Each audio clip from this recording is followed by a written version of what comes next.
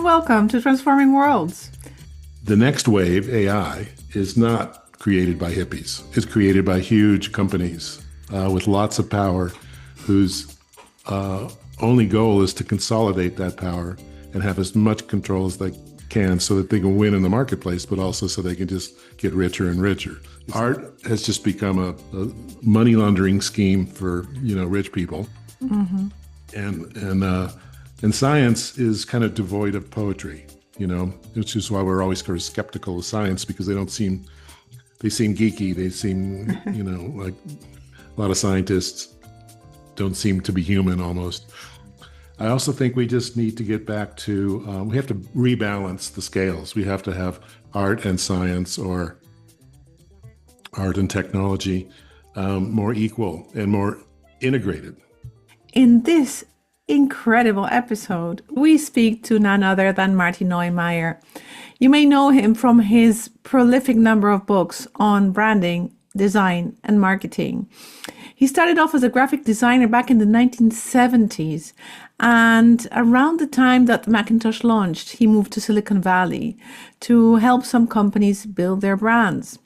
From then on, he created the first magazine on design thinking, which actually failed, and led him to launch a design think tank that was focused on brand building processes to drive organizational change.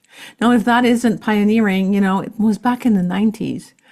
That led to what is now Liquid Agency, where he is a director of CEO branding, and he consults with leaders and executives of some of the most exciting companies that are out there. He also writes and speaks on the topics of business strategy, design, and innovation, which are some of our favorite topics on this podcast.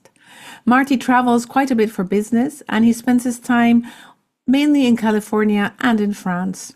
He has incredible anecdotes about his adventures and his latest book, which features none other than Leonardo da Vinci. So tune in for this incredible conversation on brands, art, design, innovation, and what it means to be creative in a world that has gone awry. Welcome, Marty, to Transforming Worlds. It's such a pleasure to have you with us today. How are you? Good. Thank you, Carola. I'm really pleased to be here, excited to talk about whatever you want to talk about. And I think Octavo is part of it, but wherever you want to go is fine with me. Octavo is certainly a part of it, because I think it's such a culmination to so many things that you have throughout your 5-decade career, is it?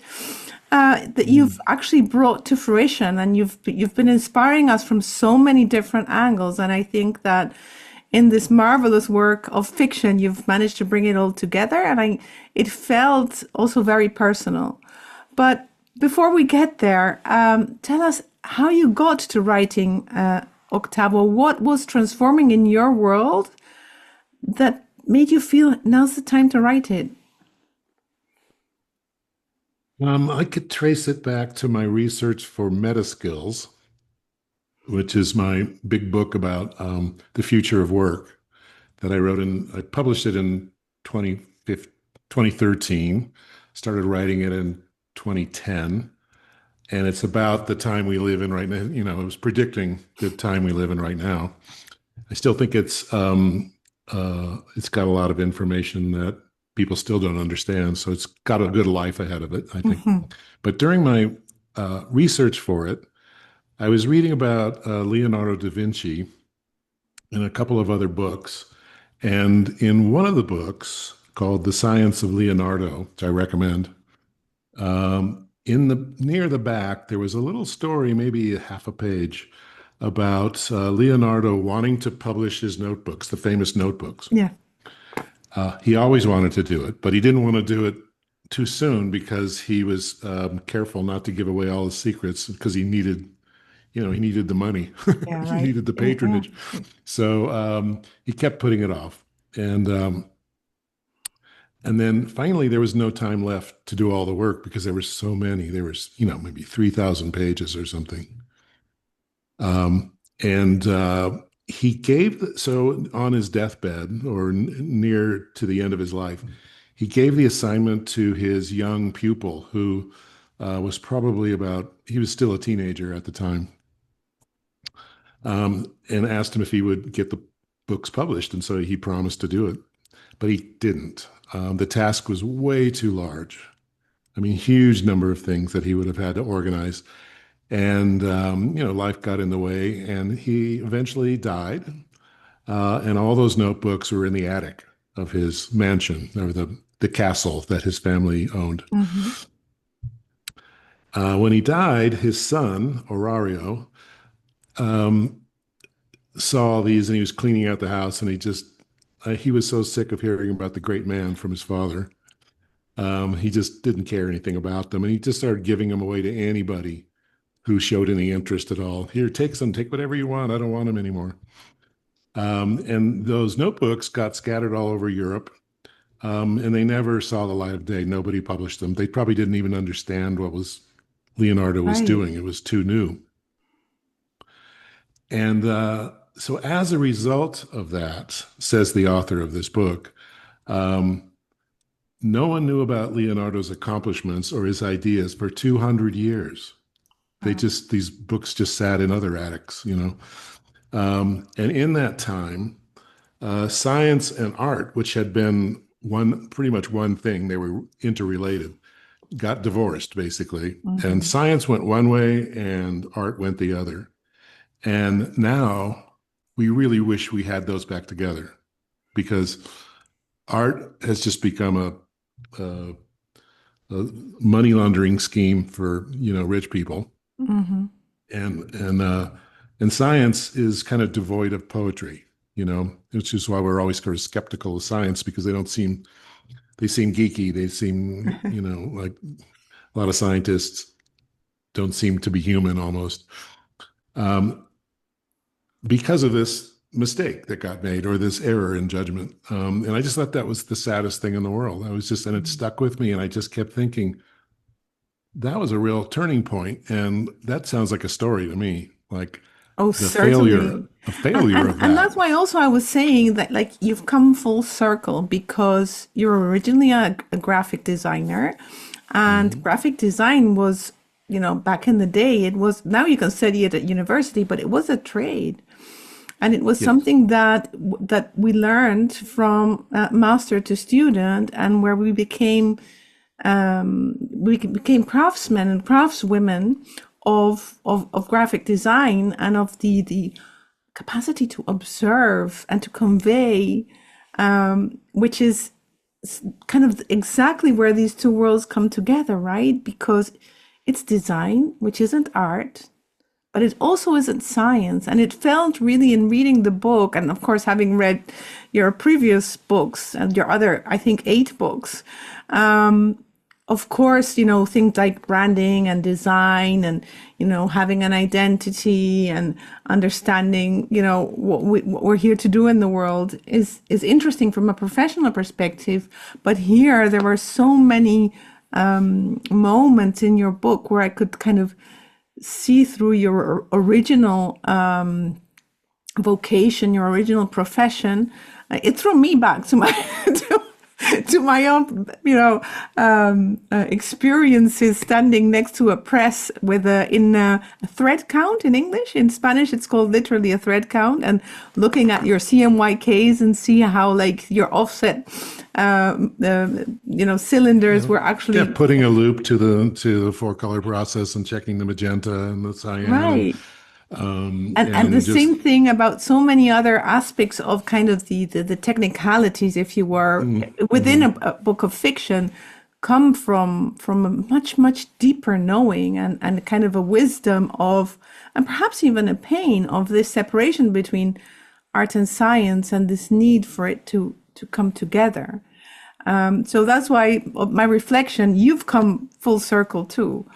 Why did you want to share this with the world? Because one thing is, okay, I read about this book, I found out about the manuscripts, the family of Francesco Melzi was keeping these, and then, they got dispersed through Europe. Why did you feel there was a story here that you had to tell? I think it was because of writing Meta Skills. I realized what we had been losing thanks to technology. And what we're losing is our relationship to our hands. if you want to just simplify it. Now we use our hands for using a keyboard, not necessarily for making music or painting or sculpting or making products or doing projects with your hands. And the important thing about your hand is that it's got a lot more to do with thinking than you might imagine. I mean, we learn to speak with our hands, basically. Language is almost like putting blocks in a line, one after another, like building a wall. Literally, yeah. There's so many words for, we hold on to an idea, we grasp at straws, all these things are hand things because we are hand people. And we're losing that connection, I think. So that's sort of the deeper thing that alarmed me a bit. But I really think that we just have been so enamored with technology. And I'll be the first to say, I'm guilty because I moved to Silicon Valley as soon as the Apple computer came out. I said, I got to be there. On the ominous year of 1984. Yes, you did. Yeah, in 1984. Well, I got there in 1985, but I had started a business there in 84, a satellite business, so I could get there and have some clients. And at the time, it was very exciting. There was a lot of creative people. I mean, the personal computer industry was basically started by hippies, and they were humanists. They weren't technologists. They were just big thinkers. They were all philosophers and people like that. And it was very cool. And what they were trying to do is democratize computing for everybody. And now that's run to a point where the next wave, AI, is not created by hippies. It's created by huge companies with lots of power whose only goal is to consolidate that power and have as much control as they can so that they can win in the marketplace, but also so they can just get richer and richer. It's not the same as the beginning of the personal computer movement. So I'm concerned about that. And I also think we just need to get back to, we have to rebalance the scales. We have to have art and science or art and technology more equal and more integrated. And that's, I tried to explain it painstakingly in meta skills, but I think putting it in a story, fiction story, actually works better because you can feel it more. Yeah. And it takes you back to a time, the Renaissance, that has a lot of parallels with what we're going through right now. I mean, the Renaissance was not an easy time. It was not all pretty sculptures and paintings, and it was war and, a clash of political views. And I mean, it was amazing, right? And here's a guy right in the middle of it who's navigating this, trying to make a living with ideas. And he broke about every rule there was. He would fit in really well today. I mean, he was gay, he was left-handed, he had ADHD. He was a vegetarian at a time when nobody was. I mean, meat all day long. But he didn't believe in it. The advantage of not that the labels for those things were not as strong as they are today. I'm not so sure. I think there was lots of taboos, but I think it was such a crazy period that people just kind of went, well, that's life, isn't it? I think he kept a lot of these things pretty quiet, and people did question him about, what is this? You're eating vegetables. They kind of made fun of him. But, he's so smart, they're not going to really pick on him too much because he had reasons for it. And his reasons were fresh and deep and everything, So, I mean, in those days, people didn't think that animals felt pain. Yeah. They didn't. So he said, yeah, they feel pain. That's why they recoil. He says even plants show some sign of recoiling from injuries. I mean, he was just really observant. And yet he wasn't a geek or some weird kind of guy. He fit into society beautifully. I mean, he was a snappy dresser. He was athletic, very good horseman. He loved animals.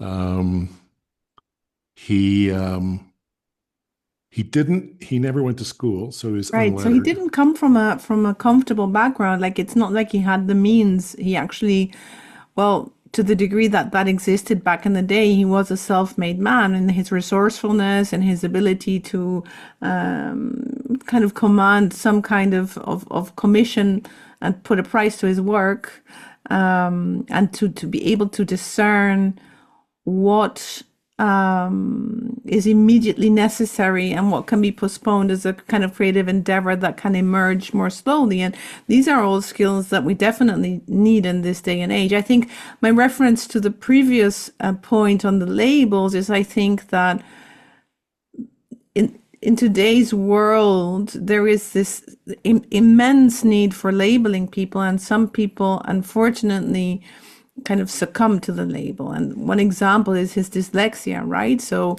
today, if you go to a regular school, because we still have like an outdated educational system and you're dyslexic, it is considered a learning disability, whereas in actual fact, it is an ability that makes you much more resourceful because you develop other modes of learning, because some things are not as easy for you if you're dyslexic, right?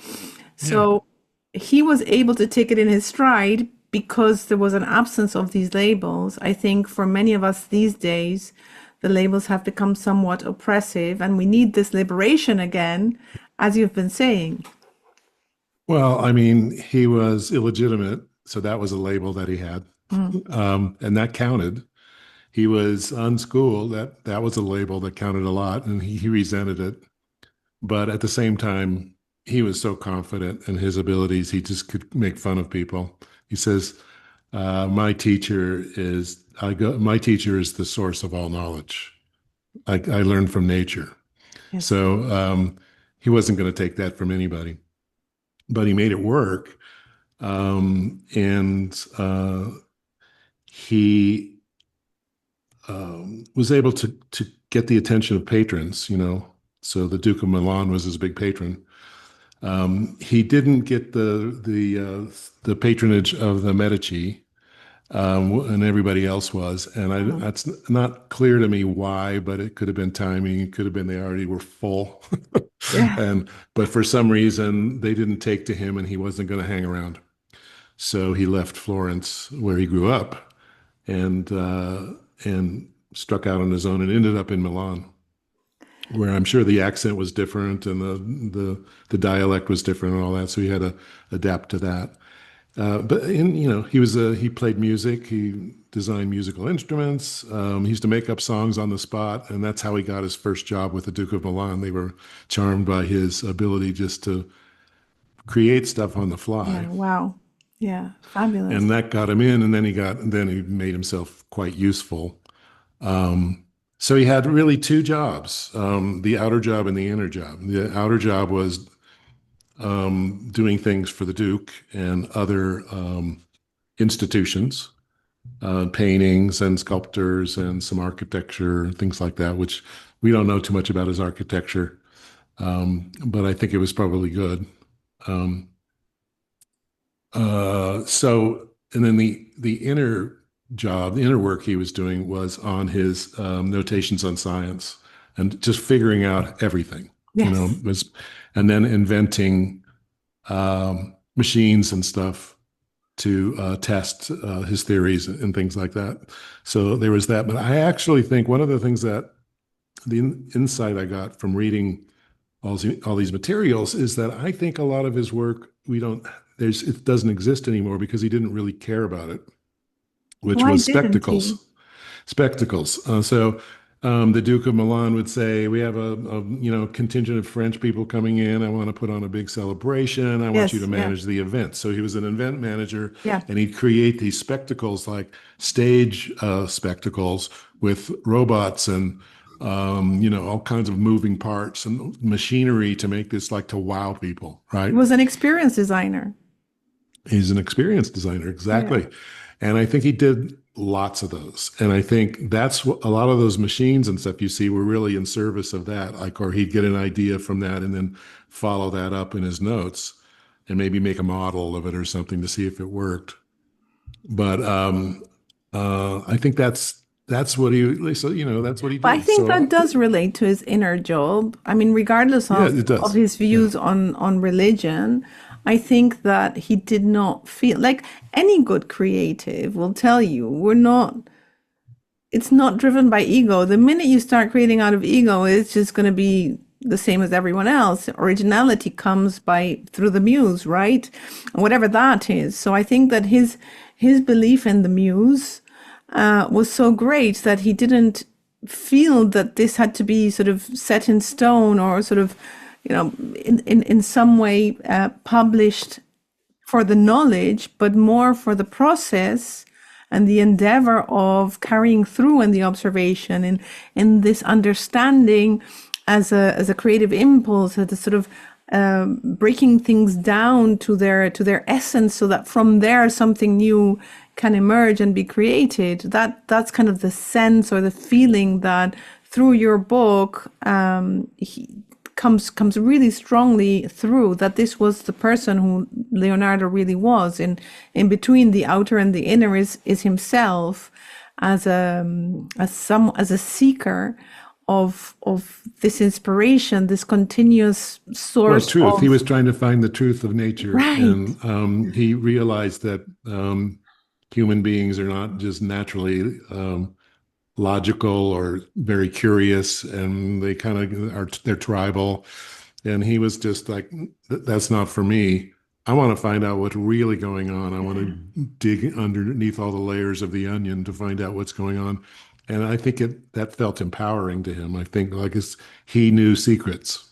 Yeah. So before we go into Fritjof Capra and the work that inspired this writing for you, I'd like to go in the reverse direction and connect the dots in hindsight. So for you, you've been working on design, on branding, on what makes us human and the skills we bring to work. You've written a brilliant business thriller. It's one of my favorite books, Scramble, but I think it's not so well known. I think that books like Zag did much, much better than this one, probably. I don't know if those are the figures, but I actually loved the way that you related the tension of, trying to create new things in business. How does that all interconnect when you look at it in hindsight? How do you make sense of your career until now and what brought you here to do what you do today through Liquid Agency? Oh, I just think it's following your nose. I mean, I started out just wanting to be a designer. Well, when I was 7 years old, that's why I just knew I was going to do that, which simplified life quite a bit. And probably made me immune to all the other possibilities that were tugging at me. I flirted with music for a while and wanted to be a songwriter, and a few other things. But when you start out at 7 years old wanting to be a commercial artist, which had turned into being a graphic designer, it's just hard to throw that away. So I started with that, and while I was in design school, working on advertising campaigns and the craft of advertising, I started to realize, we were told actually in class that advertising is two things. It's two kinds of communications. It's visual and it's verbal, and you're going to have to work with a copywriter, right? Oh, yeah. And you're gonna learn from each other, and you need both of those things to work to have a seamless whole. And that really stuck with me. And so while I was learning that craft, I would do my best to write good copy. I would, it would be very simple. So you wanted to do both. You wanted to do art direction and. Well, I didn't. No, I just wanted to have a good. I wanted to have a good outcome in my class. That's all. Okay. And I knew that if I didn't have a good copy idea, it didn't matter how beautiful the work was. It's going to be stupid or flat or something, or just visual and just not communicate very clearly, very specifically. Yeah. So I struggled with that. Well, it turns out that I actually did well all the way up to then in like creative writing and stuff. It's just, I just didn't count it as important because I was going to be a graphic designer. Right. Yeah. So, oh, yeah. Let other people do that. But, I was an ace speller. I always won the spelling bees, even as a little kid. The whole school would do it and I'd win, I thought it was easy. Yeah. I didn't understand why people couldn't remember how words were spelled. No matter how crazy they were, I could picture them. So that's just something you're born with, probably. Yes, I think it's innate. Yeah. But I think writing I found very difficult. Even though I was good at it, I found that it was much harder than drawing. And so it's not something I ever wanted to do. But I think it came into play a little bit in school. And then when I got out of school and had to make a living, I was a freelancer right from the beginning. And I started working with copywriters, but I was in a small town where there wasn't a lot of talent around. And I just found it very frustrating that they weren't doing the kind of quality that I was aspiring to. I wanted to match the kind of quality I saw in the design annuals and things like that. Yeah. And so I just, after a while, I just said, I'm just going to do this myself. I'll just do my best. And it was very simple in the beginning, but simple, but effective. And then I started to write more and more. And then I realized I don't need any copywriters. I'm just going to just learn how to do this. I'll just get better over time. And that's what happened. As long as you can tell good quality from bad quality in other people's work, you can set that standard for yourself, right? So I was looking at all the design awards, the award annuals, and seeing this very clever stuff and thinking, wow, that's amazing. If I could write like that, I would have it all because I can design and now I'm writing this copy. So it took a few years, to get to that level. And, but it's doable, if you really want to. And so that's what I did. So that got me into writing. And then from there, I started writing profiles of designers for design magazines on the side, in addition to my studio work. And so that's, just little by little. And at one point, I took a part-time job, a half-time job editing Communication Arts magazine. And they wanted me to be a publisher. That's their goal, is like, maybe you'll like it and you want to switch from graphic design to being a publisher. And I did like it. I liked seeing all that great design and writing about it and putting out a product every couple of months, a beautiful product. But that didn't work out, just because the publisher changed their mind. So I went back to work as a designer, but it stuck with me. Then I started Critique Magazine. Yes. Which was the first magazine on design thinking, with the idea of design thinking that suffused through it. And that was a really amazing experience. That was horrendous, the amount of work, the risk. Yeah. And I wanted total control of it. So I was paying for it out of my pocket. It was, $30,000 to print the magazine every issue, plus salaries of people and all that stuff. But the other part of the business was doing well enough to support it. But I thought, eventually, that's what I'm going to do. I'm just going to ride into the sunset on this magazine and just enjoy it. But it turned out to be just a really hard mistress. It was just like working 10-hour days, every day, holidays, everything, just to keep up. So after 5 years, it still wasn't making any money. It was just kind of breaking even. And I had to rethink everything. So that was a big moment. So I was probably 55 years old at that point.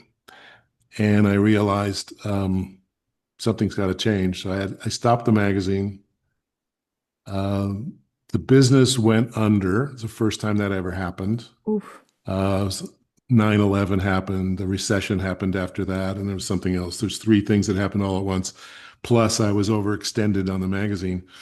And then I found out that my bookkeeper had been stealing all the profits from the business for 6 years, and I didn't catch it.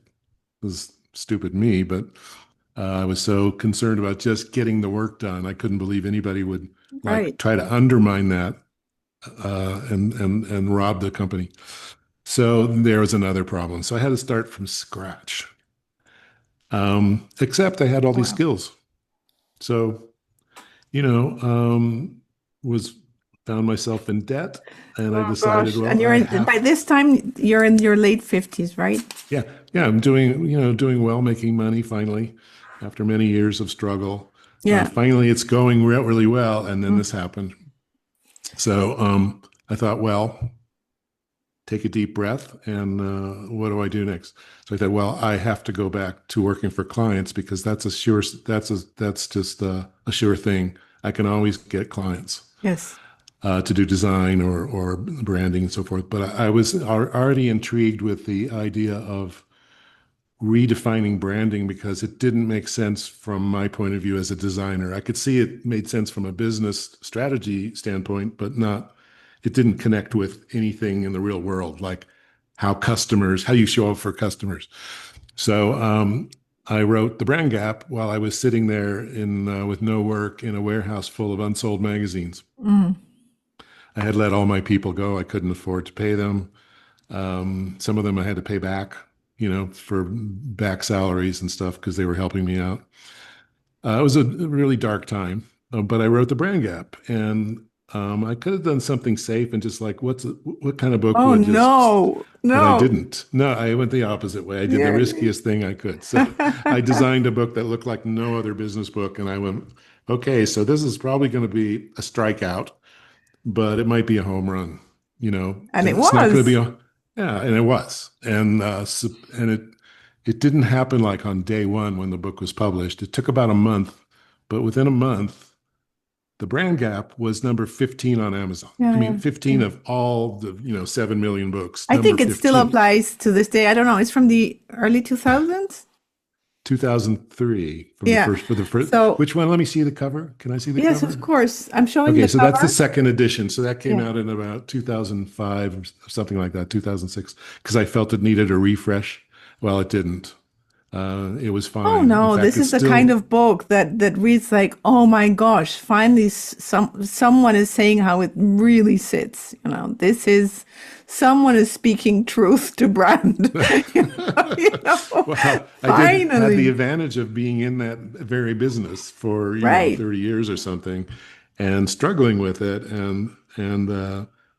But there's like two sides. There's designers on one side of the dance floor, and there's all the business people on the other, and there's a big gap in between, and no one wants to dance. It's like Right. they all want to stick to their own tribe. So I realized as a designer, I've been trying all this stuff out, using more strategy in my approach to design, and it was working brilliantly. And I was just doing really well with clients because they could see that I was talking about the real stuff that they cared about. Yeah. Yeah.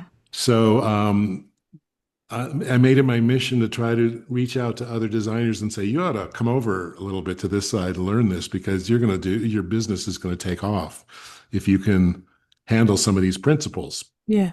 It was very slow going with designers. On the other hand, with business people, they were all over it. They loved hearing about design because they were cut off from any understanding of Hmm. design because design has its own language and its own culture, and you have to dress in black and all this stuff. They didn't feel like they could partake in it, so they just used design as a cosmetic thing. We'll bring designers in at the end to make things look pretty. Hmm. And my point was, no, design is a day one It's issue. You should integral. start your Yeah. company with design. You should design the company, and everything should be designed. So that resonated with business people, but they still had a lot to learn. Design people took a lot more time, and now there's a lot of people realizing that they'll do better if they combine their creative abilities with some strategy Mm.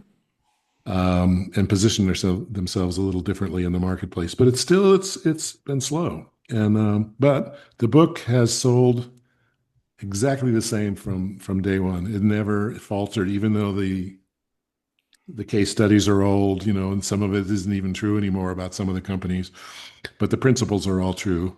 And so I decided I'm never going to change it. If it goes out of date, that's fine. I have others. Yeah. that are up to date. Yes. But most people just go with the first book, and they get inspired enough that they never read the other ones. They just take that one book and they make it work, and suddenly their business is doing better. So that's been thrilling for me to see that happen. I sense that now we're running into another snag with AI, and it's affecting a lot of designers, unfortunately. So it's but I still think that both things challenge designers in pretty much the same way, which is like, what are you really made of, and why is it that you are in the design domain to begin with? What are you made of? I like that question.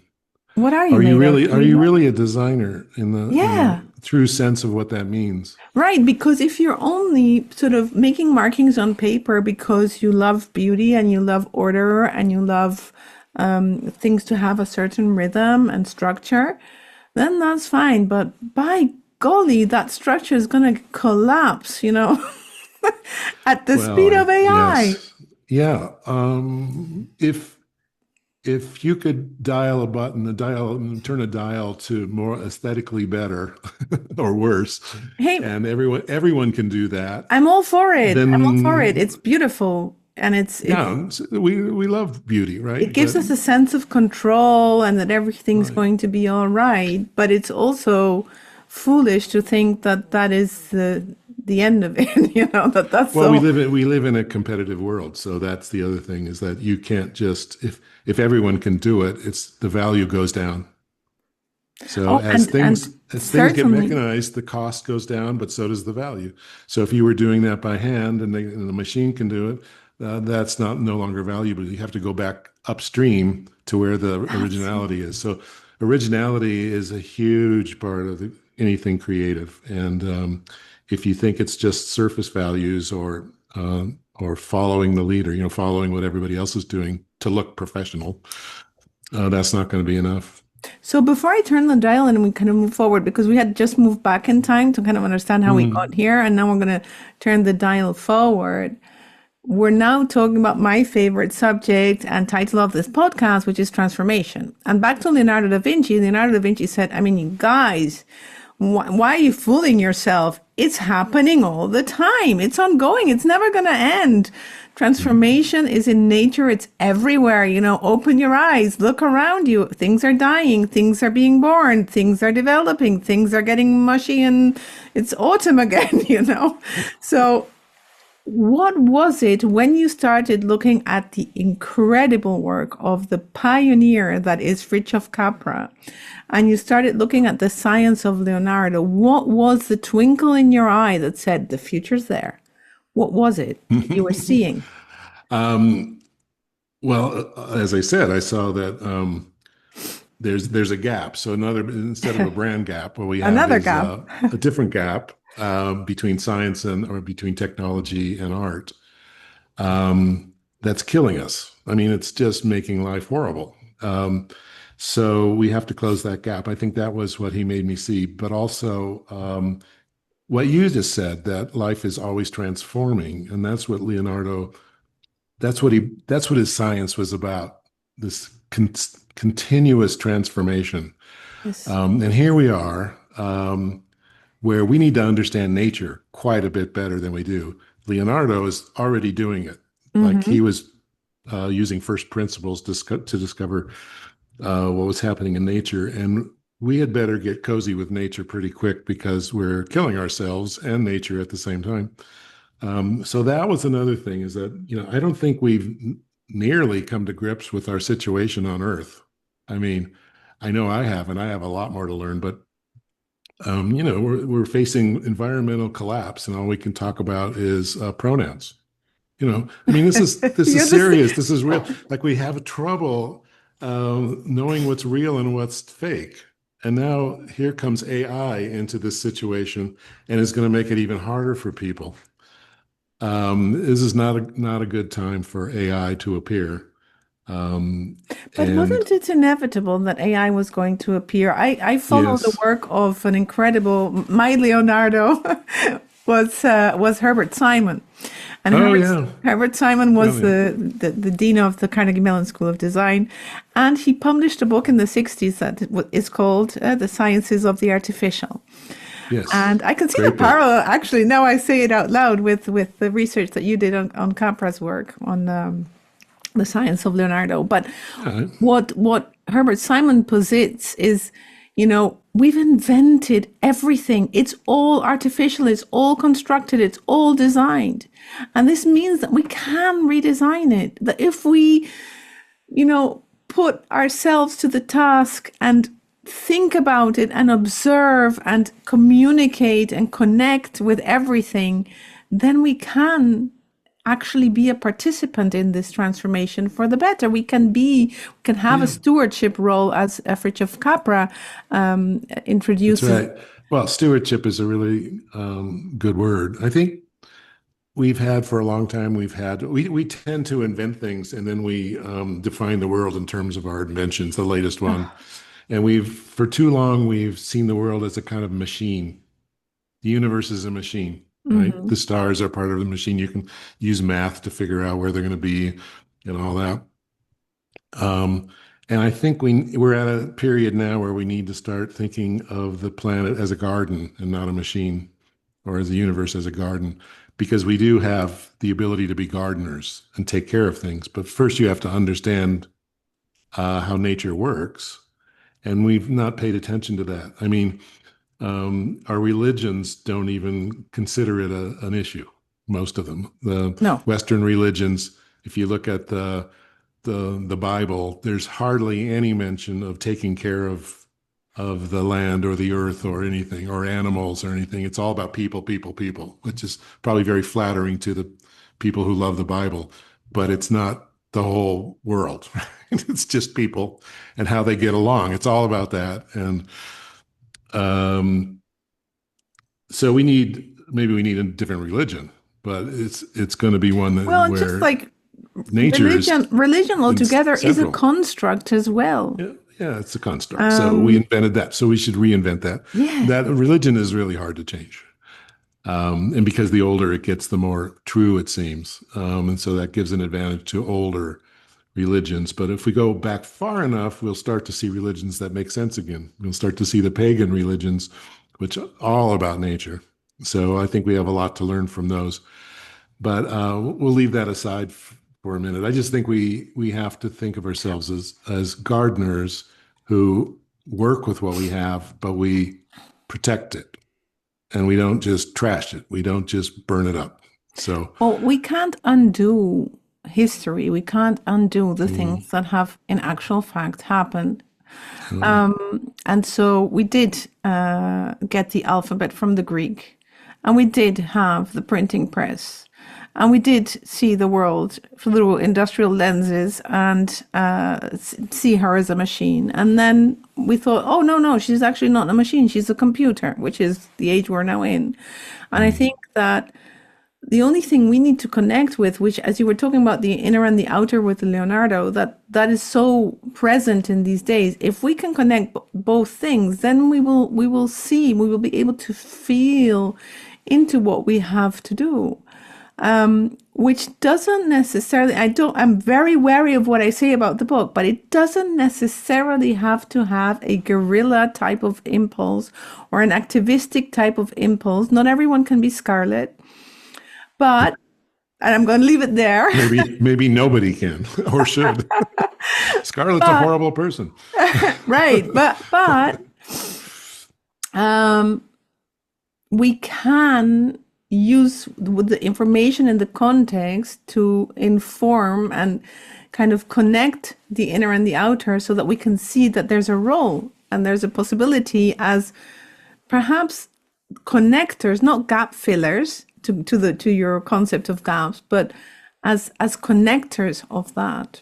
So where do you go to get inspiration to keep going? Because I mean, you've been going strong like forever. So what's the secret? Well, what's the secret?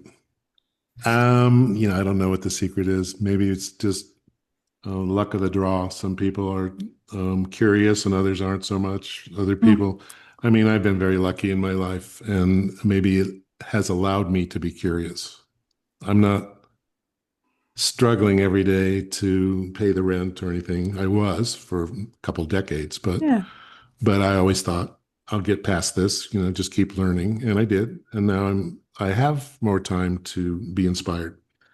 I've been getting, well, of course, I read a lot of books, but not as many as some people. I mean, I just can't believe how many books some people read, other Yeah. authors. I mean, they can drop 100 names in an hour and I will know two of them or something. So it's just, that's another world from my world. But, I've always got a book going, and I get on sort of, ideas that maybe I want to write about, and that gets me to read. So I Yes. Yeah. read to write. I don't write to read, or, I really just, I need other people's ideas. I need to be inspired by other people so I can have my own ideas. And then I'll pick a topic that I'm interested in that there's been very little written about, or some new angle, and I'll start reading more and more, and then I'll write about it. So, and that happens about maybe every 3 years. I have something new to put out. And these days, I've been, well, politics is very attention getting these days. And so Yeah. I've been thinking about that a lot. It's something I never really thought about very much in my life until the last 10 years. But I'm so interested in revolutions, political and otherwise. I'm interested in how we go forward as a species. And so that takes in the environment and other things. And I'm not an expert in any of these and probably never will be. So I'm finding my role. And I think it'll probably be more as someone who imagines a better future and can sell people on it, like get them to see, wow, wouldn't that be great? But the first thing is like, tell them that, look at what's really happening, open your eyes and see where we're going, so you're ready for change. And so I've been doing a lot of that.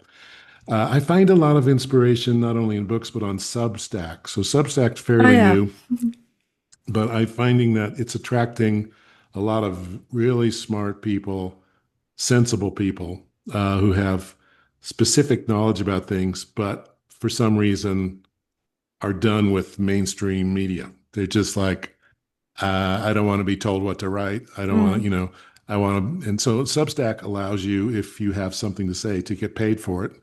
Maybe not a lot, but some people are doing really well with it. And I think when the world starts to change and we start inventing the next era, which I think we're on the cusp of, I think it's Yes. going to start in places like Substack. Substack seems like the place right now, and it probably will spread to other communities also. But I think it's got a great head start. So that's my pitch for Substack. But I think I got really excited like about a year ago, and I thought, I don't know, these are my people. I think, Yeah. just in Yeah. general. Yeah. I got there myself because as a published author, I was just fed up of the royalties model. I just thought that was ridiculous. And Yeah, the yeah. foundational principles of Substack as a business model of saying, we have to share the profit with the creators because they're the ones that are eventually feeding everyone else through their creations, made a lot of sense. It's not It just does. That's why it's not really social media, is it? no. It's a publishing platform Yeah. where you can actually make some money. Yeah. I don't think it's easy. No, it's not easy, but they broke the mold of distribution because we were all Yes. thinking in terms of mass distribution through publishing houses. Hmm. And what they've done is they've increased the quality of the distribution. So not necessarily the quantity. And then some of it is legwork, some of it is luck, sheer luck. And some of them grow really, really well. So there are some people making a living, really. And some of us have it as a hobby and Well, everything in between. it's a good hobby, and I think, well, we got on this subject because of inspiration, and I think Right. there's a lot of inspiration there, and a lot of those people, since I do read books, maybe not as many as some, but I do read them. Lots of book recommendations, just in the ongoing conversations, people say, well, I learned it from this book. And then you go, oh, I think I might get that one. Yeah. So right now, for example, I saw someone mention a book called American Nations. I don't know, it's maybe 5 years old or something, in which the author talks about the cultures that make up the United States and North America, essentially, and how they don't match up with states. No. They're just populations of people that kind of swirl around slowly over time. And he's identified that there are basically 11 countries. Wow. 11 ways of thinking that are not changing. They're so ingrained, so rooted in the past, in tradition and history, that it's causing problems. And the U.S. is hard to get anybody to agree on anything, even the facts, because of and I think it's because of this. I'm going to read this with that in mind, is like, how much of the problem that we're having in the U.S. getting anything done, how much of this gridlock problem is because we have different viewpoints. We come from different places with different ideas and different beliefs. Okay, but I'm going to give you a question in return for that. How much of that comes from a thinking from a globalist hegemonic culture, and the fact that we feel that we have to conform to it, and then we want everyone else to conform to it because we feel that we're wearing straitjackets and it's not fair if others don't. And to complete that, I will recommend a book by one of my favorite authors, who is 𝗧𝗿𝗍𝗄 𝗪𝗏, a Colombian anthropologist who works in the US, and he's written a book that is called Designs for the Pluriverse, because he says there are multimodalities, there are multiple ways of being in the world, there are multiple ways of sensing, and there are multiple cultures possible, and they can all be side by side because they all have something to contribute. And the minute we take off the goggles that say, oh, there is only one way of doing things and it's the right way, which unfortunately comes from Europe and has a colonialist mindset. Even before that, the kings and the queens of Europe were trying to also impose their point of view on everyone else. Once we realize that model doesn't work because it makes everyone unhappy, then perhaps we will be able to release this incredible superpower of creative force in our hearts that will be much bigger than AI, that will be much bigger than anything else. I think so. I think that's a possibility. So there's the possibility and the reality. And so I'm sorry to bring it up, but there's a gap. Yes, I know. So, but I will read 𝗧𝗿𝗍𝗄. I like the idea of the pluriverse. Yes. And that's really the way the U.S. started. It's like, we're going to accept, that's what the Statue of Liberty is saying. Everybody come, all the different cultures, you're welcome. But it takes, it's not necessarily the most natural thing for people to do, is just accept everyone into their group and tolerate everyone. It's something we had to learn how to do and tell ourselves that's who we are over and over again. And now that's starting to break down. And I'm trying to find out why. Mm-hmm. Because no one's talking about what happens if the United States become the untied states. And I think we might be at a stage where the country is so big that it's becoming unmanageable with all the different factions and stuff. I mean, what are the chances you'll ever meet one of your congressmen or the president? That would be like a very rare experience in anybody's life. So it's just too big. You might meet the local school board superintendent or something. But so I think there's what's going to happen, I think, is a kind of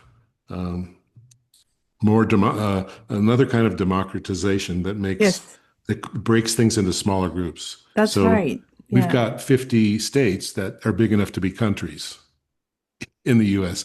Why aren't they countries? So the first thing that might happen, your point on Substack is exactly to that atomization and that sort of deeper connection and closer connection in smaller groups. So there's certainly a gap. I think we're missing the smaller groups. And so, everyone sees this huge country as a target or a takeover target. Like Trump sees it as like, if this is a huge country and if I can just run it myself any way I want, I can really get rich, you know. And maybe if I destroy it, I'll get even richer. This is why we need the gift of originality, because his thinking is non-original. Oh gosh, man, No, that's it's already not. tried and tested and it doesn't work. So, yeah. Yeah, that's right. Well, and then, but you see the same thing in the other sphere, the business sphere, is companies are getting, some of them are huge, and they see AI as a way to control everybody. I mean, they're already doing it. We don't even know it. They've got Yeah. us all fighting left and right. Yes. The left is fighting the right and everything, when that's not the real battle, is the top against the bottom, and the bottom has way more people than the top. And we don't see it. We're so busy arguing, and they love that, And so the people at the top are not divided. They're all for the top. So what happens if, like, let's just imagine that we fast forward 20, maybe 50 years into the future, and we've resolved this gap. And of course, we understand that resolving a gap doesn't mean filling the gap. It just means getting to a different level of thinking and a synthesis that makes the gap obsolete, right? Well, like Herbert Simon's idea of what design is. It's changing a existing situation to a preferred one. ones, yes. We quote it almost on every episode. Yeah, I mean, Exactly. I think that's a decent definition. It's a broader definition of design. Yes. And it makes everyone a potential designer, which I like. Yeah. So yeah, I mean, I think we will solve it, and obviously, the way we're going is not sustainable. No one's really going But to put when up we for do that very solve long. it, Marty, when we do solve it, what might the world look like? Well, yes, you're on my wavelength. Now, this is what I'm all about now. I'm trying to imagine what it's going to look like, and I think my follow-up book, if there is one, if I can manage it, will be possibly a sequel to Octavo, because it could be, or it could be a separate book. But picturing what that might look like in, say, 20, 25 years, when we come to grips with the issues we have now and redesign together a new direction, right? And I think what it's going to be is this, you can call it atomization. I don't think that sounds extreme. I think it's going to be breaking the world into smaller units, and sharing more of the profits and the goodness that comes out of business. Business is huge, and business is huge in our lives, but it's not always fair. It seems to privilege some people over the others, and the way to fight that sort of centralization of power is with co-ops, collectivized businesses, where people share in the profits of the company, and it becomes more personal. It becomes more like a community, and you have all these co-ops under, maybe they collect in a kind of federation or something, but they're flexible and fluid. So you can, no problem moving from one co-op to another within the federation, or go to another place. No one's going to get upset. But I think what'll happen as a result is people will, they'll like going to work more. They'll feel like they have some purpose in the world because they have a choice of where they're going to work and why they're going to work. I think these smaller businesses will probably supply a lot of the things that government, like in Europe, government supplies a lot of things, so healthcare and so forth. But it could be offset by some of that being done by within the co-ops or the federations, and education could be part of it. So it returns more to a model of mentoring. Like if you have a company that makes a certain thing, you're going to want employees to have that knowledge. So you're going to want to train them, and it might be a good idea to train them outside of the business. Maybe there's a whole school system within the federation. So there's a federation called Mondragon. I don't know. Do you know that one? It's from the Basque country. Okay. They're pretty successful at doing this, and I'll be researching them and others. But it's not like this is a panacea. It's just fair. It's more fair, and there's less difference between the richest and the poorest in this sort of world. That's the world I grew up in. So, I mean, if someone was the CEO of a large corporation, he might still live in your neighborhood, and he might just have 2 cars and you only have 1. I mean, it wouldn't be that huge of a The difference. distances weren't as big, yeah. Yeah, he'd have a lot of respect for being rich. He'd be the rich guy, but you'd see him in the supermarket. You know, he would be part of the fabric of the community. He wouldn't be in a separate class building a rocket ship. You know, I mean, so that's the problem we have now, and you know, nobody really cares if someone makes a lot of money. Good for you, but they do care if it means that everyone else is starving because of that. Which is the only way that someone can make so much money. Like, there is no other way. I follow the work of Nora Bateson, and Nora Bateson very succinctly says, you know, privilege sits on violence. That's it. That's a nice succinct way to put it. And end of sentence. Like, there is no way that in the ideal world, we all share in the bounty and we all share in the difficulty. And we do that as equitatively as possible. If it's not equitable, then you're earning your money on someone else's back. There's no other, like, no. There's no other way to see it. No, there isn't. And we've become numb to it. Like for me, it took a very long time in my life, and I come from Latin America, until I could see that. I have a question for you. Did you find moving from, was it Argentina? Yes. Argentina to the Netherlands, that the Netherlands was less, the playing field was a little more tilted than in Latin America? I mean, I'm in Mexico, and I'm finding a huge difference between Mexico and the US in terms of how people treat each other.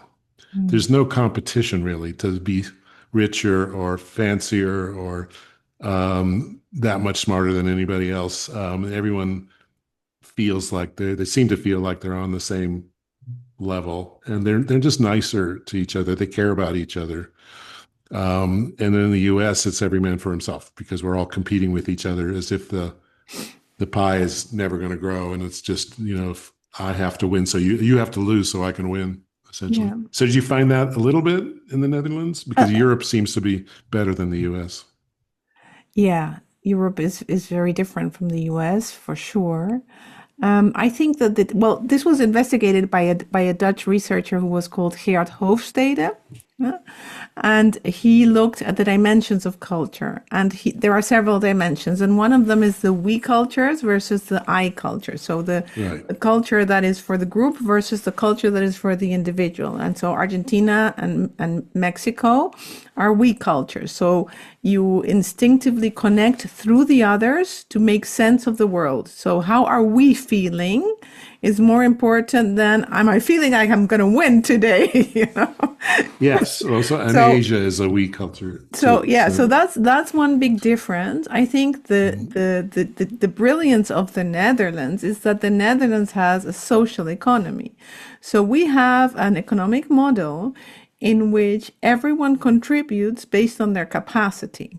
So if you don't have much, you will be helped. But if you've got, help yourself first, and then we will help you. So there will always be help, but the degree to which you have carrying capacity, literally that is a word in Dutch, draagkracht. So if you can carry your own weight, please do, because we need all the help we can get for those who cannot.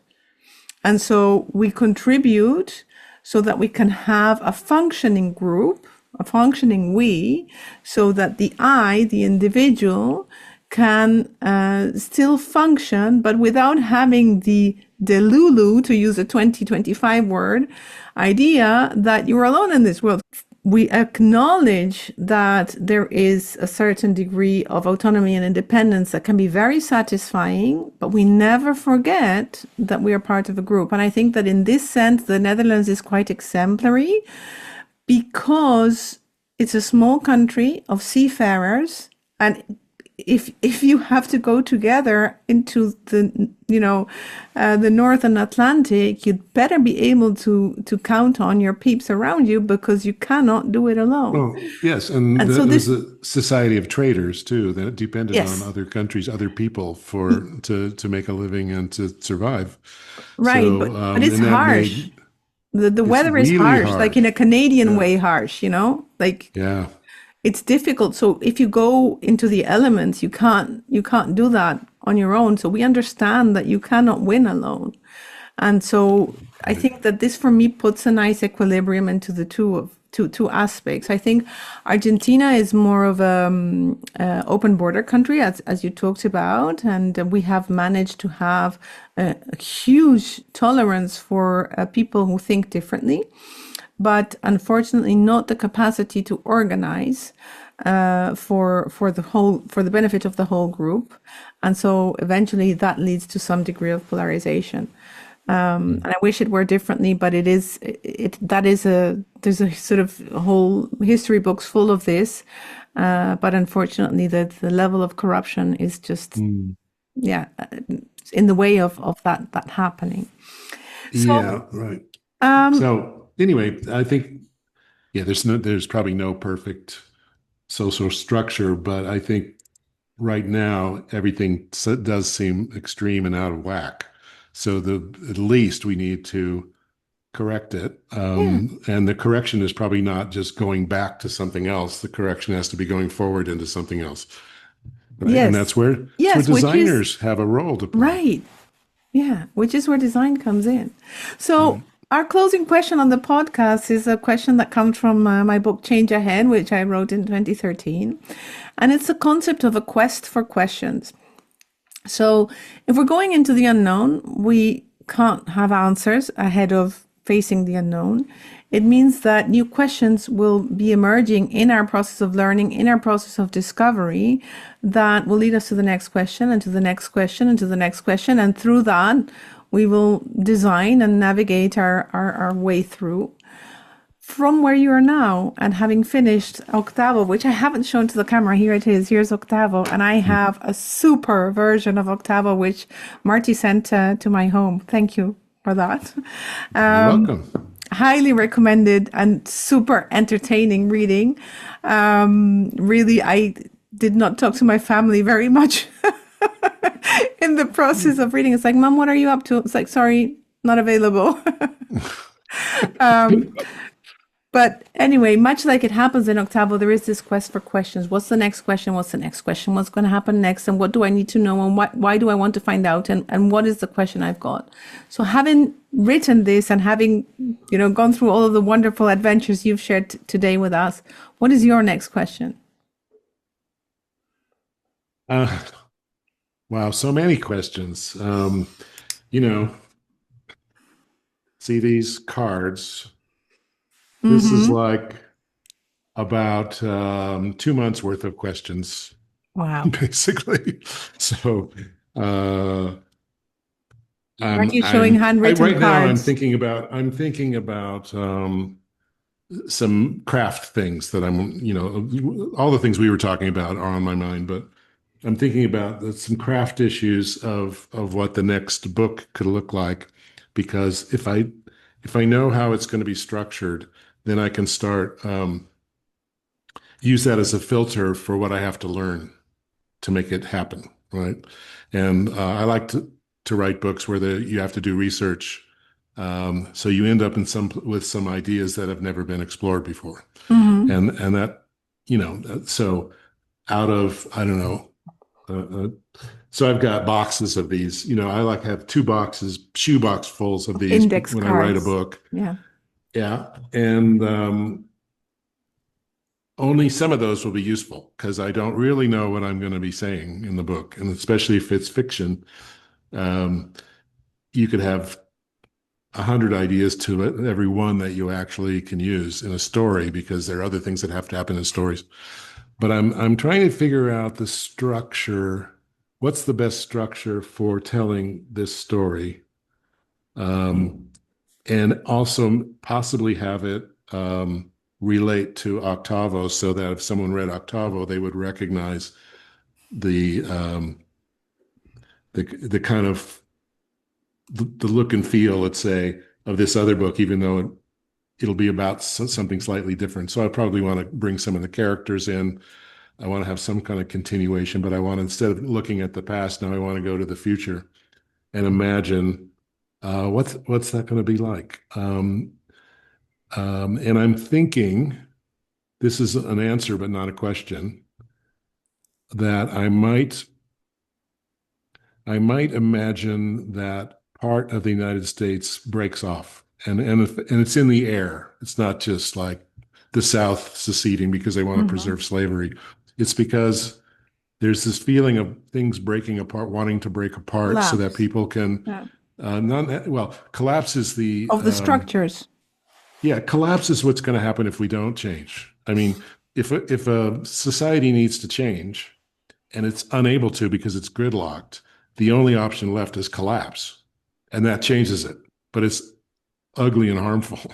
Yeah. So what if it's not so much collapse as a realization that we can't go on the way we are, and through some means we are going to break into a smaller group? And so I think I'm thinking, I may not end up doing this, so don't hold me to it, but I may have the West Coast of the US asking for a divorce because it wants to do something different, and it's being held back by the rest of the country, or at least the middle of the country. So it's going to say, look, we want to start our own, a new country where we want to be friends, but we have things to do. And the things that they're going to want to do is probably focus on the future of environmental collapse. They're going to start solving the problem for the world. They're going to be a model for the rest of the world because we've got things going for us. We have some great resources and a coastline to die for.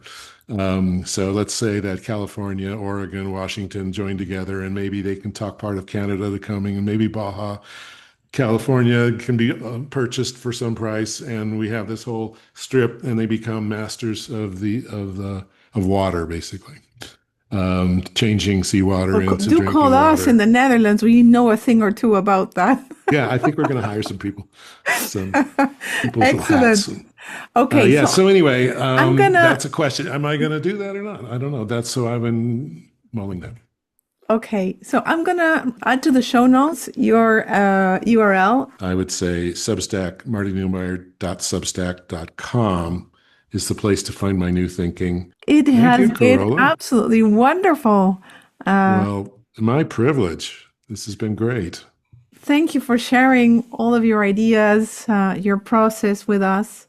I'm sure that it's going to help many of us transform and get our world to a better place. So thanks for your inspiration, and thanks for being you. Oh, thanks, 𝗧𝗿𝗪𝗧.